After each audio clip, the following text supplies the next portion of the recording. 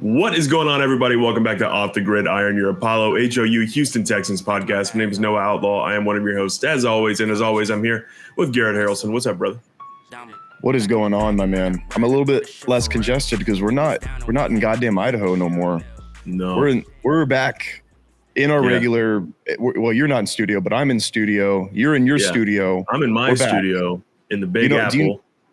Give away your location. I wasn't gonna do that, but you can go give away your location. Hey, there's a lot of people here. I wasn't going to do that to you. I wasn't going to do that to you and your cat. I wasn't going to do that. Well, I appreciate that. I appreciate you, respecting my privacy, but I am. And if you can find me in New York City, props to you.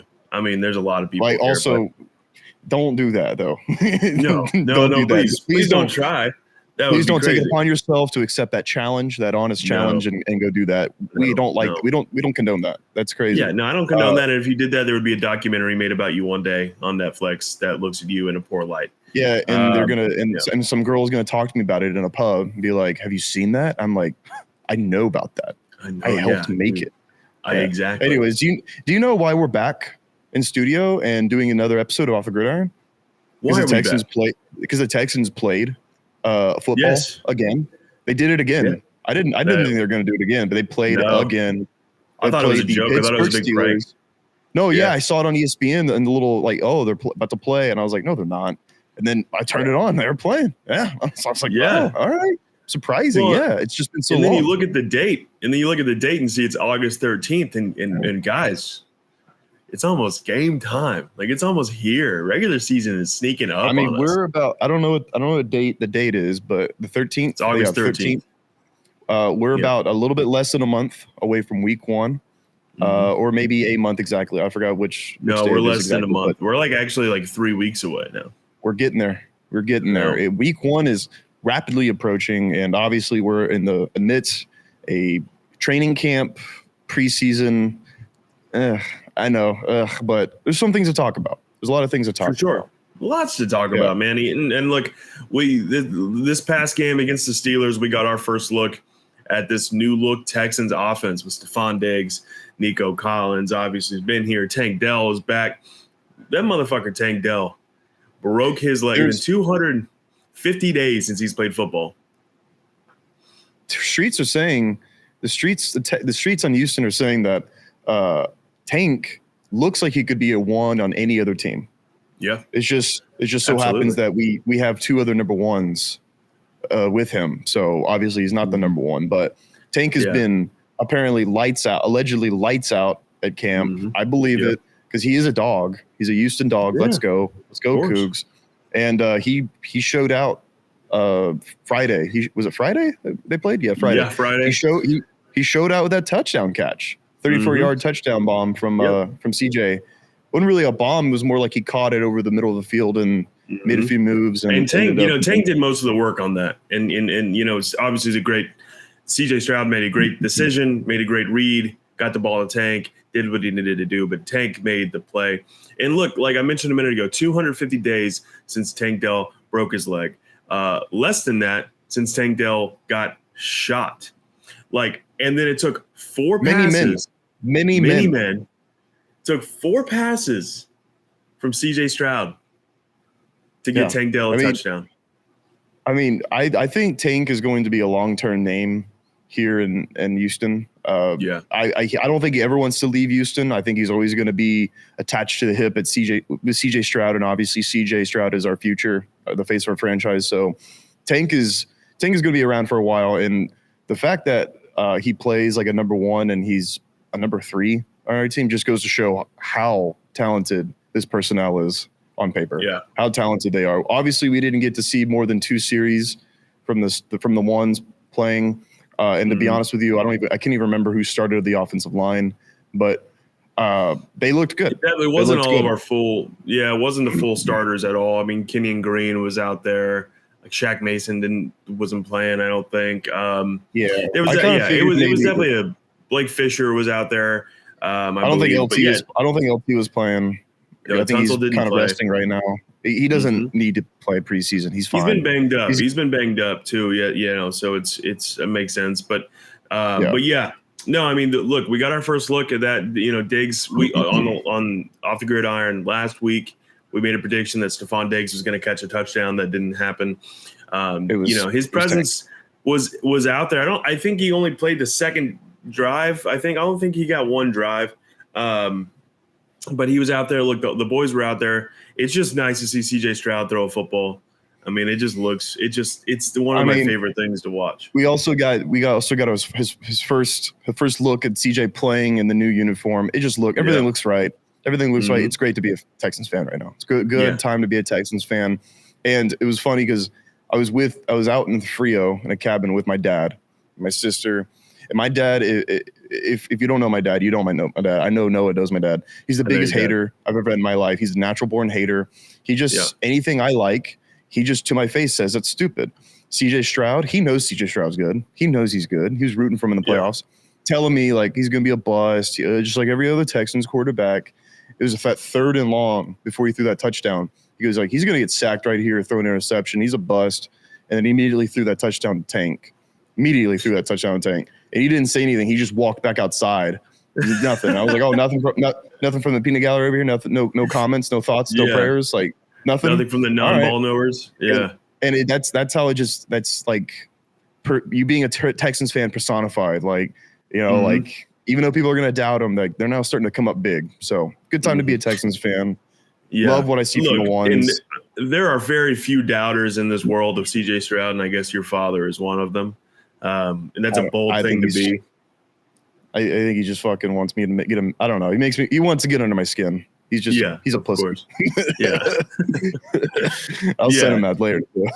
So it was nice for the couple drives we saw CJ. It was nice to see that action from the ones. Yeah. And you know what? The ones on the defense, we have a few thoughts about that as well. Hey, Noah, 2 words on 3. Ready? 1, 2, 3. Danielle Hunter. I was going to say Danielle Hunter. Yeah. What an acquisition. Yeah, no, that was phenomenal. He gets a sack on Justin Fields.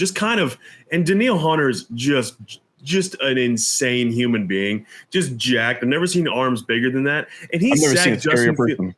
Dude, he sacked Justin Fields' little ass he grabbed him up by the fucking shoulder pad. Just scruffed his neck and was holding him around. Get down. Yeah. You weigh 110 pounds. Get down. It was amazing. And obviously the ones played. Danielle Hunter gets a sack. Will Anderson's been banged up, so we haven't seen Will yet. But you can just imagine what that defensive line is going to be like with Danielle Hunter on one side, Will Anderson on the other, and then by week 6, Danico Autry sneaking in there as well. It's just going to be lights out. And I've been we had a conversation off camera recently about not that I was worried, but Danielle Hunter is getting a lot of hype, and I was a little worried that maybe even if he's a little bit lackluster, people are going to call it a bad move. I don't know. I don't care. I'm done with that. That is not a worry in my mind at all. The guy had 17.5 sacks, something around there in that range last year. JJ Watt won Defensive Player of the Year with that sack amount 1 year in 2015. Mm-hmm. So that's 17.5. That's almost close to all pro stuff happening. And like we were just said, I think Danielle Hunter is 380 pounds and 0% body fat. Maybe 7'6", around in that range. He's the biggest guy I've ever seen in my life. Say that. 7'6", 7'8" guy I've ever seen in my life. Yeah, and he was eating that right tackle's lunch in that first few series, or that first series when he got that sack. Eating his lunch. He looked unstoppable. That's got to be the hardest thing to do. That's got to be when you're a tackle and you have Danielle Hunter lining up against you. What do you do? What are you supposed to do?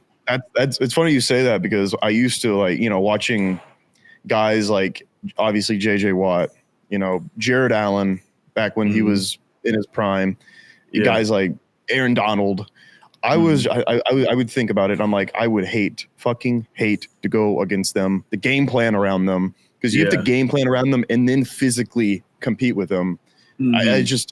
If you're a good pass rusher, it seems like it'd be impossible to stop them. I don't know. Yeah, even for the best tackles in the league, it's like you can be one of the best tackles in the league and be like, I don't know what to do with this guy. You have to worry about bull rush, swim move. Like he's strong, he's big, he's so fast. I don't know. It's hard. This is hard. This is the hardest thing I've ever done in my life.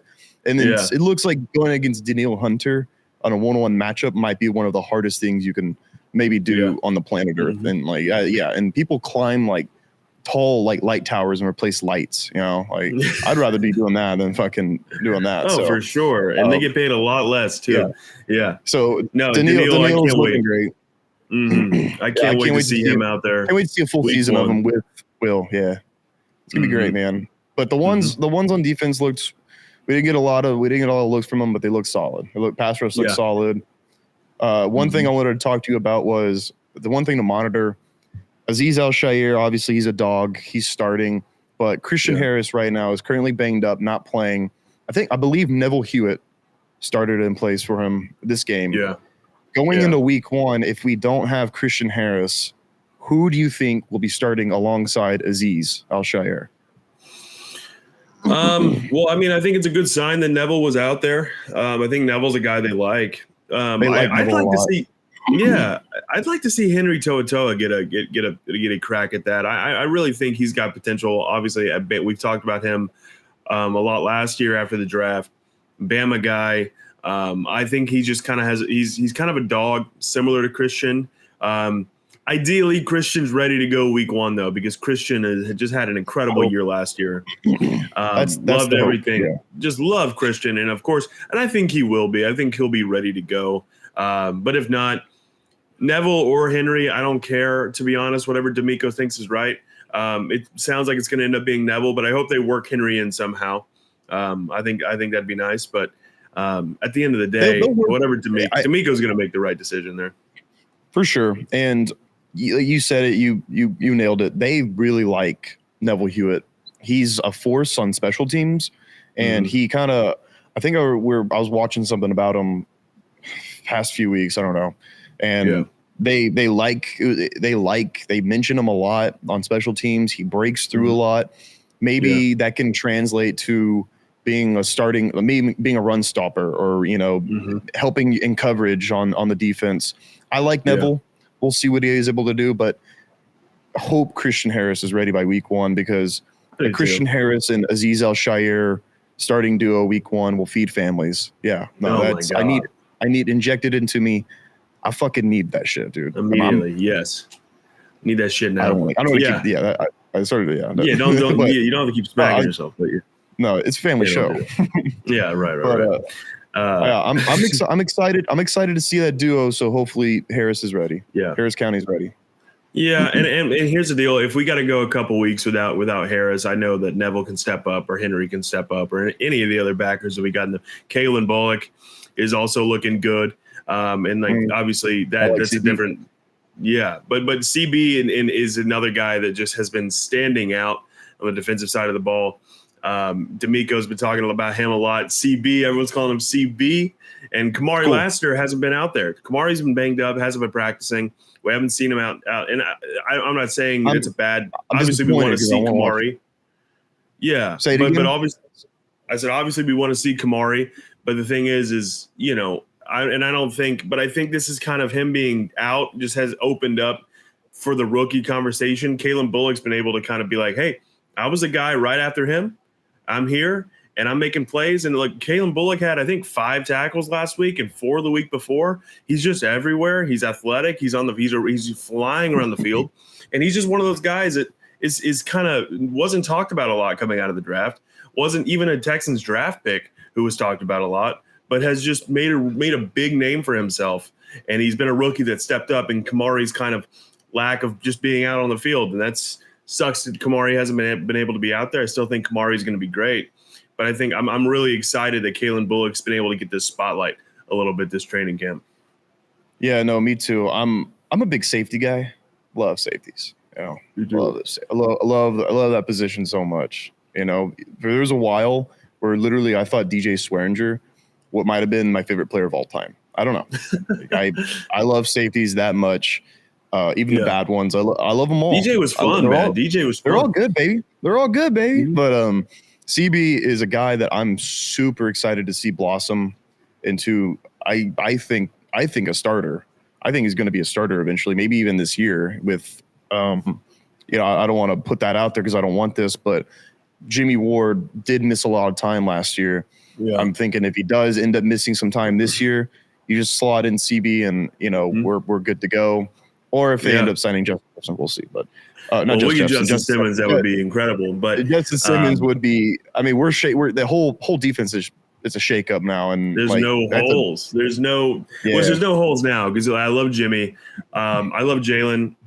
Petrie obviously had a little bit of a down year compared to his rookie season. But D'Amico said that Petrie's been looking nice. Petrie's been making plays. So if we do have to have a Kalen Bullock, Jalen Petrie starting safety duo, just the young cats out there, hard hitting, just athletic guys, which I love Jimmy. I hope Jimmy, we obviously paid Jimmy a good amount of money. I think it's a 2-year deal. So I think this is his second year on the deal as last year. So we'll see. Contract, obviously he needs to step up a little more and stay healthy, but God forbid Jimmy goes down. I'm feeling great having Kalen Bullock there to take his place, or the other way around. If Jalen Petrie has missed some days, miss some games, let him come in and figure it out. But I'm loving Kalen Bullock, and he has a place on this defense somewhere, somehow. Even obviously maybe not starting, but coming in every now and then. Can't wait for that. Yeah, no, even special teams. You might be able to make a difference on special teams. Yeah, no, I'm excited to see him grow and blossom. I think it's a really good pick. I want to talk about our D line. I want to talk about our D line a little bit because the D line is just other than Daniil Hunter, obviously, and we know what Will Anderson can do. We know what Denico Autry hopefully will be when he gets done with his suspension. But a couple of guys, Foley on the defensive line. I don't want to butcher his last name, and then also Mario Edwards, who has been a journeyman of sorts. But this is one thing D'Amico does. These guys who are like a journeyman, or maybe people don't respect them a whole lot and they just kind of get signed. D'Amico's like, no, I got a home for you. And Mario Edwards is looking like that dude. Mario Edwards is going to be a full-time starter on the defensive line. And he's a guy he went to Chicago. I think he started his career with the Raiders. He's been in Seattle. He's been in a bunch of different spots. And now he's in Houston and he's looking like a dog. Another guy, 5 tackles, I believe in the first preseason game. He had 4 or 5, just been absolute dog in the trenches. And this is kind of something going in this offseason. We talked about the defensive tackle spot. And, there were names like Mario Edwards and like Foley, like some guys were like, okay, we'll see what the deal is. But D'Amico's working that magic, especially with Mario Edwards. And I'm loving that. Oh, yeah. I mean, if there's one thing that you nailed it. Mario Edwards looks great. Foley they're looking like they're hungry and they're ready to prove themselves to make the week 1 roster.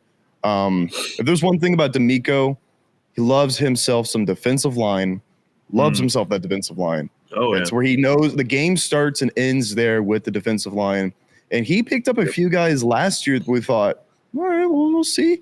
And they ended up being like the X factors for us when we had some injuries and shit. So D'Amico can find some defensive line talent and squeeze all the juice out of them, all the talent out of them to get what he wants, to get the vision, to accomplish vision that he sees and he wants. So I'm excited to see these next few weeks going forward when there's more roster cuts and more playing time for them. I'm excited to see what they can do for our defensive line because right now, other than Will and Daniil, there's a lot of, I wouldn't say question marks, but there's a lot of competition going on. So especially with D'Amico being out for 6 weeks. And there's a lot of depth, and that's a good thing to have, a lot of depth. And when these depth pieces, right, are stepping up and becoming the starters and becoming big time players on the defensive line, you love to see it. Let's flip back to the offense real quick because I do want to talk to you about this and get your opinion. Dameon Pierce, love him, 31. Obviously, his rookie year was a highlight of that abysmal season. That was like kind of obviously the last season of the Davis Mills, like the Lovie Smith era. And that was pretty much the only watchable thing to watch that season was Dameon Pierce. Last year comes in, supposed to be RB1, expecting to have a good year. Just falls super flat. Devin Singletary ends up being RB1 and having a solid year. They got him paid over there in New York.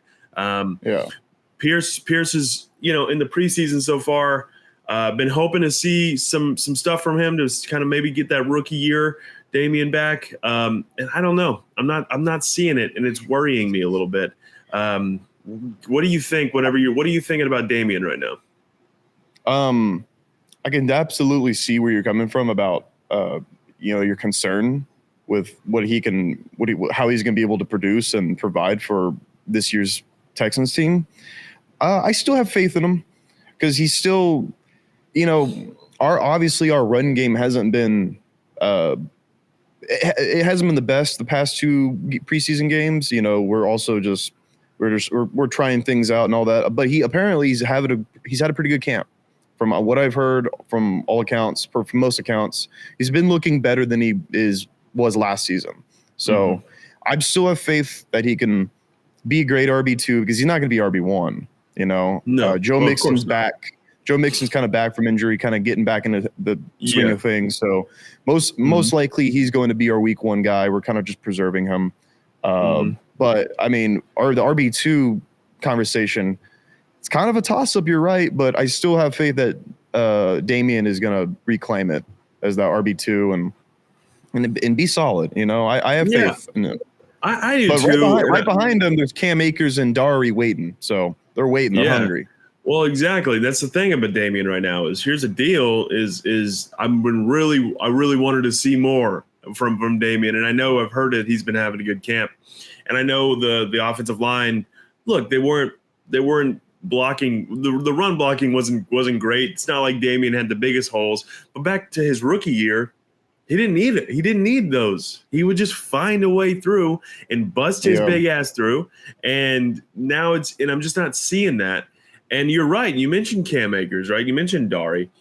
Look, I mean, Cam Akers is looking good. And here's the deal with the worse offensive line, because it's later in the game when Cam's getting these reps. I know he's playing a lesser defense, but Cam is making more plays than Damian at the moment. And so are we looking at a Devin Singletary type situation where we just assume going into the season that Dameon Pierce has his RB2 spot, but is Cam Akers going to end up being that RB2? Like, is that going to be the situation? And then what does that mean for Dari? Do we keep Dari at all if Dameon Pierce ends up being more like our RB3? Which I love Dari and I love him on special teams and he's a good kicker, right? But at the end of the day, do we have a spot for Dari if Dameon Pierce is our RB3? This is what I think. I think if they end camp in preseason thinking Cam Akers is RB2 instead of Dameon Pierce, I think at that point I hate to say it, but you're gonna have to he's not making a team. Wow. There's no I mean that because he went from RB1 to RB2 last year to RB3 his third season. That's a decline. You're not progressing, you're declining. So at that rate, I think they would just decide to cut him loose and let him have chances with other teams and other opportunities. That's what I think should happen. Yeah, I'd hate to see that happen. I would hate that because, like you said, in 22, we were thinking, well, if we have anything, it's a good running back for the future. Yeah, we have a good running back. But now we have Joe Mixon for 3 years. Yeah. Now we have Cam Akers coming in and he's making plays. And if camp ends and the team is seeing Damian as an RB3, maybe not even that, you got to cut him loose at that point and let him have an opportunity with another team. He's obviously not picking it up here.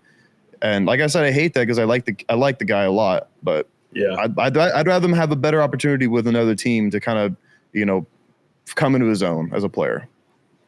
Yeah, I agree. And this obviously it's still preseason. This could all be a major overreaction. And I don't think Damian doesn't make the team. I think Damian's definitely going to get at least one more shot to show what he has this season. Now, if he has another season like he did last year, then that's a different story, right? Then it's going to maybe start looking like, all right, well, do you have especially if Cam is playing well, and I'm a big Cam Akers guy. I really do. I obviously when we made that signing, I thought really nothing of it. But I'm just loving what I'm seeing from him. And every time he gets the ball in his hands, he shows me a reason why he should make this team and should get some regular season snaps. So I'm going to keep an eye on Dameon Pierce, especially next week against the Giants. That the starters are going to get more time to kind of show what they got, I assume. Daniel Jones is going to be playing next week too, so that'll be interesting to see. It's going to be, that second, well, technically the Texans' third preseason game, not even technically, but the Texans' third preseason game. In the second one for everyone else, starters are going to get more time. That third preseason game is going to be most likely for people just trying to make the 53, so we won't see many of them. But next week, we should get a bigger sample size of all of our starters and also all the Giant starters, and hopefully Dameon can show us what he has, in that game. We're definitely going to get a few more series with the ones. Like maybe an entire quarter. So we'll see. And who knows if Mixon's going to play, because Mixon's been banged up. Mixon just returned to practice, so that's good to see. But they might. I could see a world where Mixon doesn't play in that preseason game just because we know. See a world. Mixon, I could see a world where there's the same amount of playing time for the ones, because we're at the point where our team is so stacked, or the starters are so stacked. We know that they're going to make it. We know that they're going to be fine and all that. Like, we don't need to see a quarter from C.J. Stroud. He's going to come in week one, and he's going to be C.J. Stroud. So wouldn't surprise me if we get same amount of time. But for the sake of our entertainment and what we want to see, and what keeps me going is I want to see a quarter at least of the big boys. Yeah, I would too. Yeah, but I want to see a quarter with the big boys. I want to see a quarter with them too. But then also I'm like, well, don't get hurt. I'm a little. I get it. If you're hurt, go to church, bud. If you're hurt, go to church. Or excuse me, if you're scared, go to church. If you're also hurt, you should go to church. You don't go to church. Go to the hospital. If you're hurt, go to the doctor. Yeah.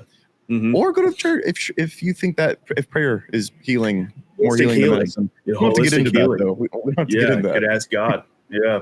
I want to talk about this. Let me wrap this up, or we'll move on kind of to the other topics we have today.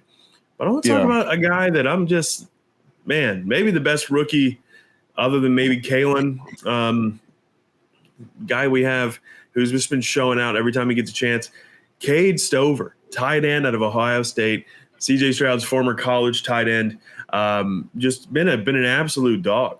Been showing out every opportunity he has. Let me read you this quote from D'Amico about Cade Stover, because I thought this was phenomenal, and I just makes a lot of sense hearing D'Amico say this. D'Amico said, "Cade has probably been one of our most consistent players on the team since he's been here. Sometimes I forget that he's a rookie. He's exactly the guy we thought we were getting. Tough, gritty, hard-nosed, and dependable. He's been very dependable. He's shown a lot, really, with the routes, being able to catch the football, move downfield, and break tackles." Hey, I said when we were doing our draft episodes, I said that's my favorite pick. I like it. I mean, it's a pick that can't go wrong, I think. Yeah. We're not getting him to be a star tight end. We're not getting him to be like, he's going to be Gronk or anything like that. We're getting him to be a backup who's gritty, who can block who's kind of learning how to block.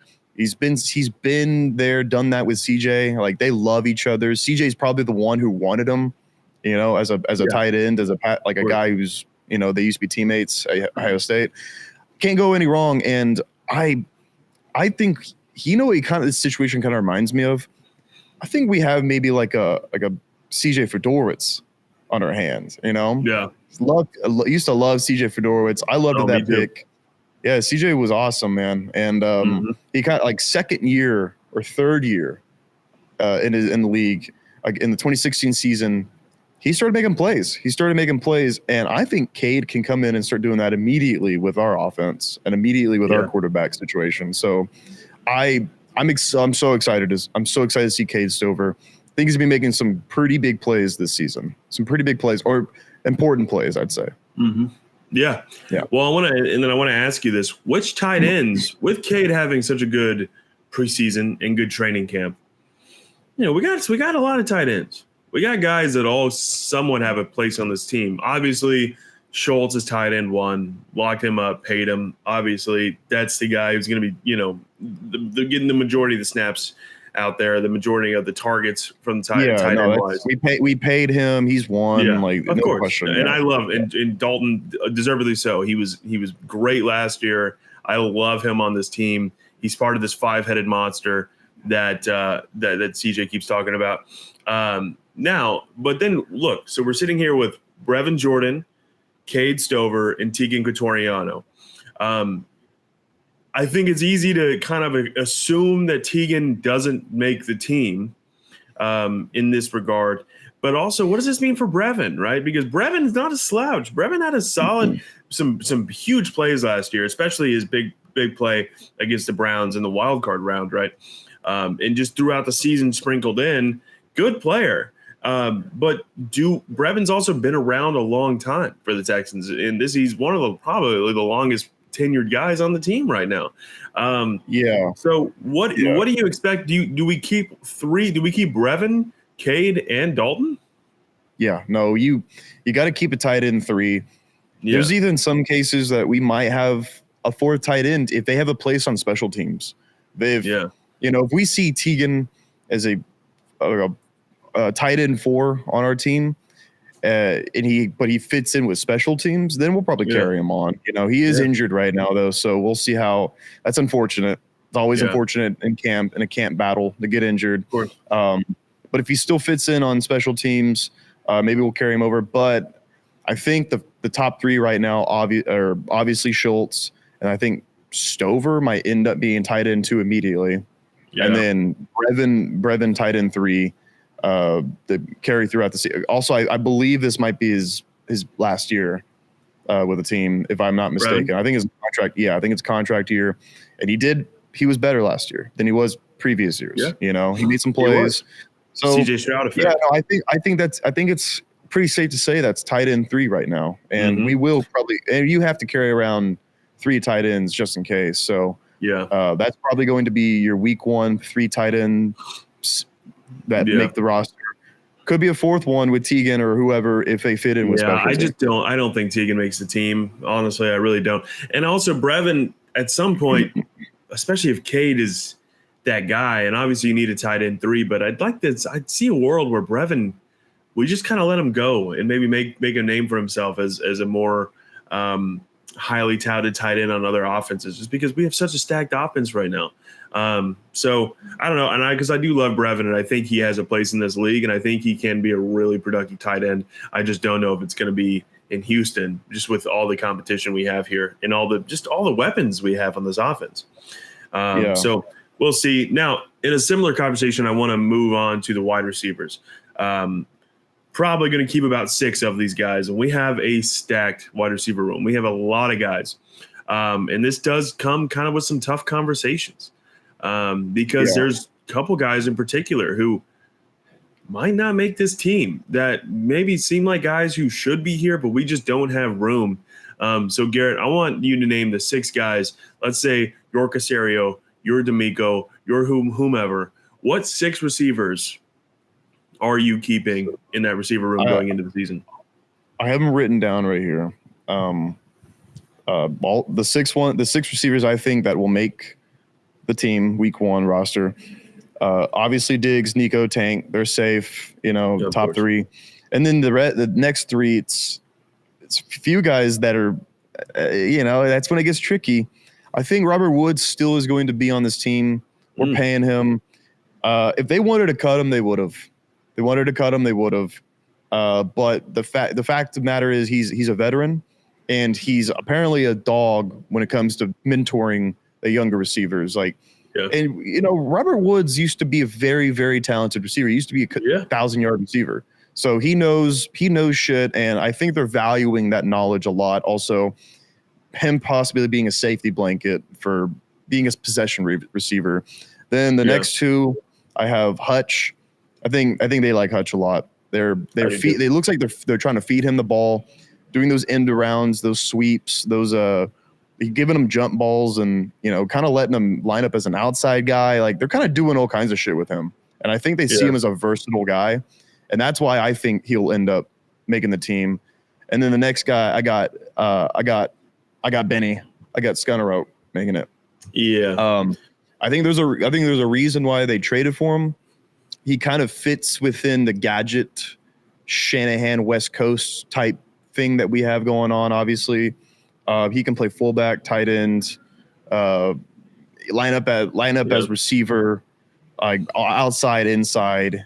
Yeah. He's got size, and the guy who isn't making a lot of plays to me is Mechie. I don't think he'll make it.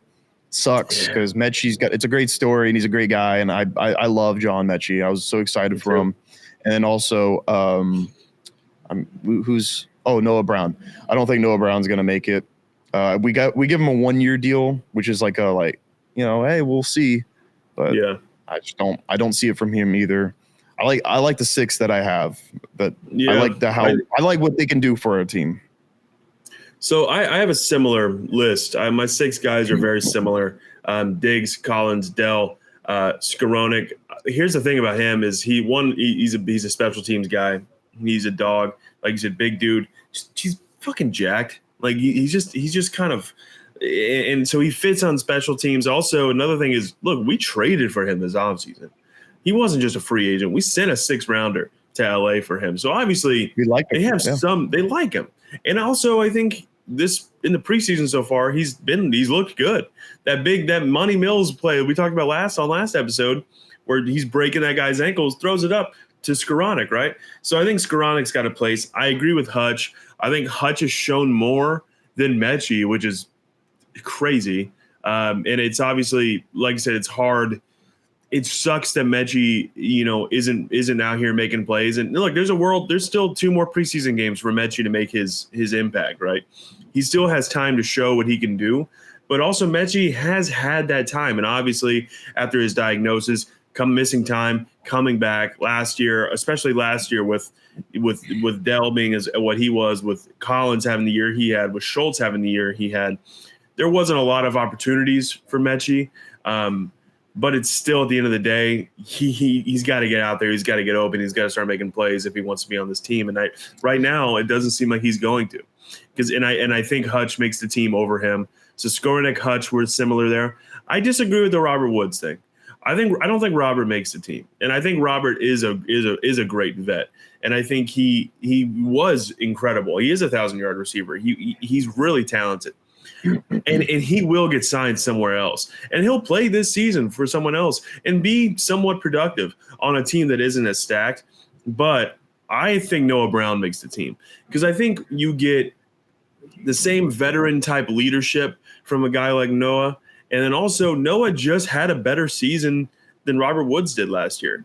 Robert Woods at the beginning of the season was a safety blanket for CJ Stroud. In weeks 1 and 2, Robert was getting a lot of targets.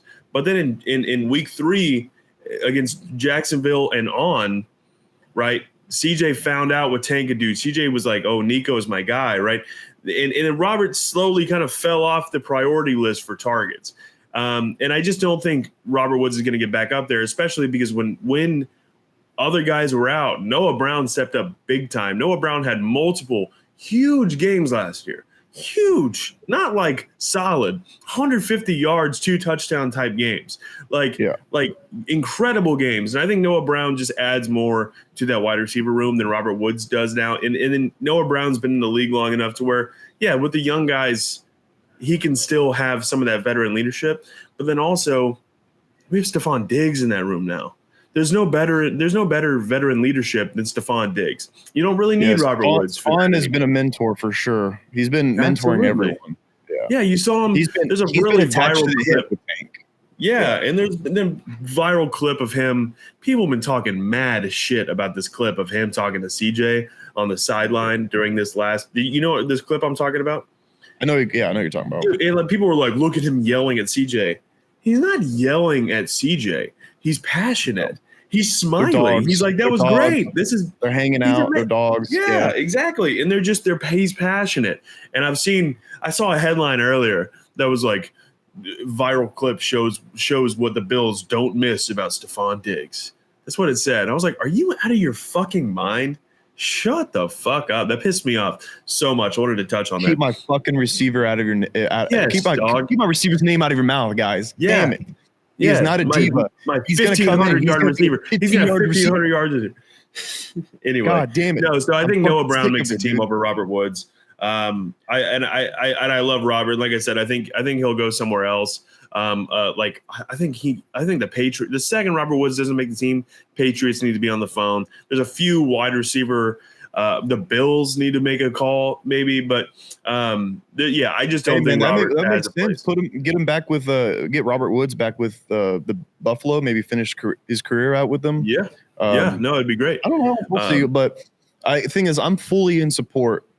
I like Robert, but I'm fully in support of maybe let's cut him and save the money. Mm-hmm. Yeah, we do save money if we cut him. We got his knowledge for camp and all that, and then Noah Brown can run around and have another 170-yard game for every 100%. Now and then. Who knows? But we'll see. We'll see. It's going to be something to watch for in the coming weeks. Just like there's so many positions to watch for. That's the exciting thing about the preseason, man. It's you get to look at these. Obviously, like I said, the starters, we know who the starters are, but the depth. Who's going to fill in with the depth? Who's going to come up big down the stretch of the season when people are injured, when people are tired, they're banged up? We're going to be looking at these guys like right now, like Noah Brown. Will he make the team? I don't know. Oh shit, he's filling in for a few injured guys down the road, and he has a big game, and he comes up big. It's an exciting thing about the preseason, man. So a lot to watch for in the next few weeks. Yeah, and last thing about this though, and like I mentioned a minute ago, Mechie has time still to show what he can do.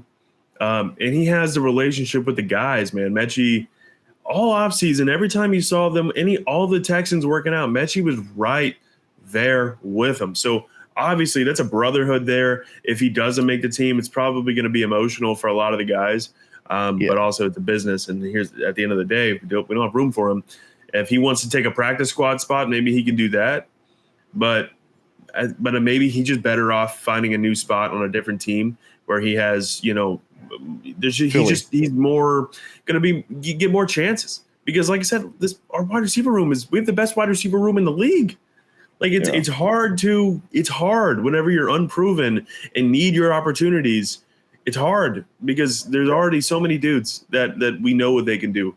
So we'll see. It's gonna be hard. It's gonna be hard. It's gonna be a real battle for like those bottom three guys to fight for it and be hungry for it. So, but I love an honest challenge. I love watching one at least. I don't like competing in it. So don't challenge me. I will be watching. I will be watching for it. It's gonna be fun. I don't want to be. I wouldn't make. See, here's the deal thing about me. I wouldn't make the team. I don't want to run around, and I want to do this. I want to get in front of camera and talk about them running around. You know? No, if there were two dudes on a podcast about me, they'd be like, "There's no way he's making the team." You know what I mean? No, yeah. Who is this guy? I don't want to challenge. You know? No. He's got a dumb mustache, and this guy's hair. He looks like a girl. You know? I know it looks like a hippy dippy. Yeah. Yeah, it looks like a hippy dippy Yankee wackadoodle. Yeah. But all right, yeah, no. When do we play next? I don't even know. That's terrible. Saturday. So the Texans play the Giants in Houston. Really a bummer. I was hoping that game was going to be at MetLife, and I was going to go down the road a little bit to Jersey to go to the game, but it's not. It's going to be in Houston. It's going to be interesting. Like I said, I don't know if we're going to get a full quarter from the ones, but I think maybe maybe 3 or 4 drives. Maybe that ends up being a quarter. So most likely. Yeah. So, but yeah, so that's going to be interesting to watch. I'm also I've been watching the Hard Knocks front office with the Giants all off season. So I'm excited to see some of these guys. And excited to see what Daniel Jones is able to put together. Hopefully Malik Neighbors is able to play. I ain't talking about Daniel Jones on this spot. I'm not even going to say his name. I'm not talking about the Giants QP1 on the – I don't know. No. Malik Neighbors is hurt, though, and that's a bummer. It's a bummer for the league. It is. I like Malik Neighbors a lot, but I do too. He's been incredible. Giants QB1 is a criminal. He is currently he's a thief. He's robbing money. Yep. He's taking money from those taxpayers. So I don't want to talk about it. But hey, this week Thursday we're gonna kind of get into it a little bit, like a quick preview. Nothing big, nothing crazy. Because we kind of might just end up being like a live stream where we hop on and just take questions from chat and just kind of prepare a little bit for the game. Yeah. Look out for that. Go follow Apollo Texans and look out for that. Go follow us. We'll be tweeting about Texans all week long. Garrett Has Fun, Outlaw Noah. Go follow our main account, Apollo HOU. And you know what? Oh, come game time, you should be sitting your butt in a bar stool or a seat at Big City Wings, Houston's wing joint, Apollo's wing joint. That is the best place to watch Texans games in Houston. The best appetizers, the coldest beer, great food, great service, great times. Like I said, if you don't have a place to go watch it by yourself. I will be there. I'll be at a bar in the corner by myself, chugging beer and taking beer down, watching the preseason game, eating fried, delicious food. So, hey, thank you, Big City Wings, for powering this episode off the Gridiron. Thank you so much. Yeah, thanks so much, guys, for watching. Hope you enjoyed. If you did, leave a like, subscribe, all that good stuff. Lets us know that you like what we're doing. It's coming around, guys. Preseason we're at week 2 of the preseason. After this week's game, there's only one more game, and then it's time. We're less than a month, well less than a month away from week 1 against the Indianapolis Colts, and we're just gonna spank the Colts little horse bottom on week 1 in front of everyone. Bend him over my lap. Bend him over my lap right here. I spanking for every touchdown, for every point we score. CJ Stroud's gonna throw 5 touchdowns week 1. Stephon Diggs, Nico, and Tank are all gonna have one. We love it. We love it. Can't wait. No, I can't wait. We've been waiting so long. This has been a fun off season. It's gone by relatively fast too. I mean, it's been nice. So, hey man, I think that's when your team consistently keeps doing great things in the off season, it's just like, oh, all right, yeah. And there's a lot of momentum going into the season. There's a ton of momentum going into the season. I'm loving it. I'm having a lot of fun. Yep. Yeah. Well, all right, guys. Thanks so much for watching, and we'll see y'all later. Watch Texans. Go Texans.